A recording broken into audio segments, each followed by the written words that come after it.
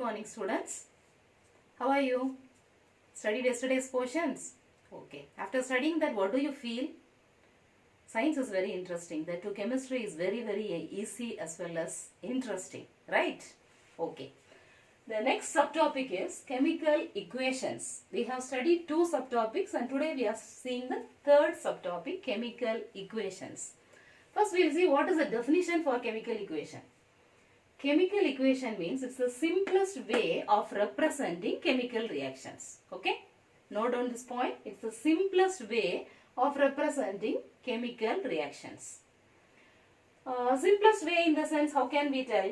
See, someone is asking you, in which school you are studying? What will be your answer? Will you tell that I am studying in Swami Vivekananda Educational Institution? Or will you tell SVI? Yes, we used to tell SVI, right? So, we are very good in simplifying things. So, here, it's the simplest way of representing chemical reactions. Here, there are two types. One is word equation, the next one is skeletal equation. It can be represented in the form of word equation or it can be represented in the form of skeletal equation. By seeing the names, you will be able to understand now what is word equation and what is skeletal equation. See here, word equation means, yesterday I was explaining about one activity, right? Take magnesium and then burn it and then it will become magnesium oxide, like that. Instead of explaining like that, I can just tell magnesium plus oxygen gives magnesium oxide. So, I am writing in the form of words. Magnesium plus oxygen gives magnesium oxide. I told you that we are very good in simplifying things, correct?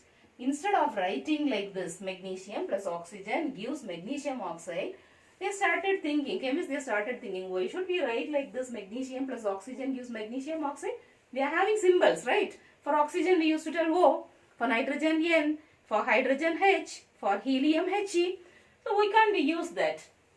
So, the next thing is skeletal way of representing. This is the simplest way. So, instead of magnesium, what can I do? I can just write the symbol of magnesium. The symbol of magnesium is Mg. Oxygen, how will you write?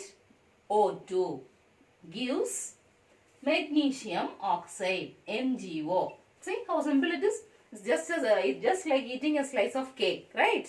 So, instead of writing like magnesium plus oxygen gives magnesium oxide, you are just writing Mg plus O2 gives MgO. So, this way we can represent. So, there are two types of equations, two ways of writing equations. One is the word equation, which is represented in the form of words. And the next one is skeletal equation. Skeletal equation can also be called as symbol equation. Symbols. We are showing the symbols. So, skeletal equation can also be called as symbol equations. See here, this is how we are representing. This is word equation. This is skeletal equation. One more example we will see. See here now, hydrogen plus oxygen. Hydrogen plus oxygen, or we will write in word equation. Hydrogen plus oxygen gives water. Okay. If I write in this form, it is called as word equation. If I write in the symbolic representation form, how will I write? Keep thinking. Okay. So, water's formula is H2O. Why should I write H2O? Hydrogen and oxygen is combining. Why should I write 2 here? This is a subscript. Usually while typing, we will be typing. Do you know that? Subscript means down it will come. Superscript means it will come up. Same way here for H, there is 1, 2 here, like a tail. Why are we writing like that? Do you remember the law of conservation of mass, what you have studied in your 9th standard? Energy can neither be created nor be destroyed. Correct? Energy can neither be created nor be destroyed. In the place of energy, you put atoms. Atoms can neither be created nor be destroyed. See, for example, magnesium plus oxygen gives magnesium oxide, you have written. Why I should put O2 here? 2 atoms of oxygen. Okay? 1 atom of magnesium.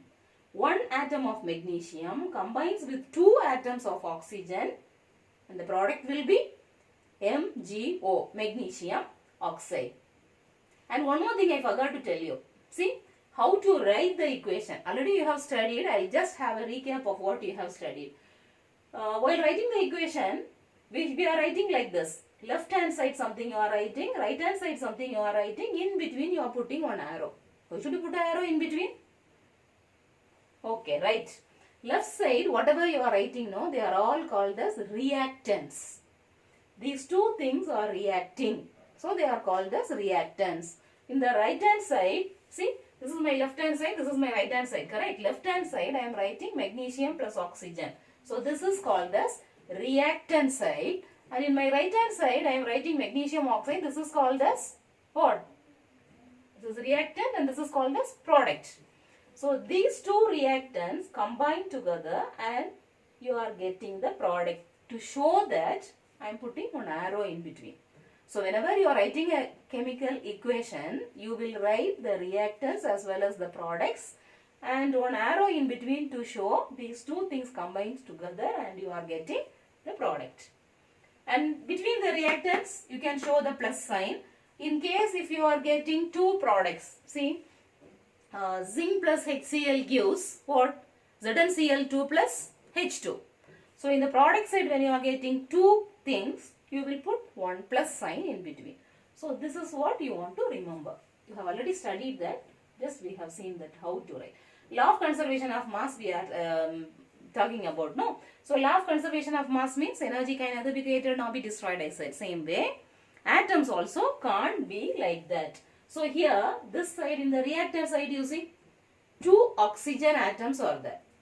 In the right hand side, you see, only one oxygen is there. How is it possible? Just now we studied that law of conservation of mass tells that energy can neither be created nor be destroyed.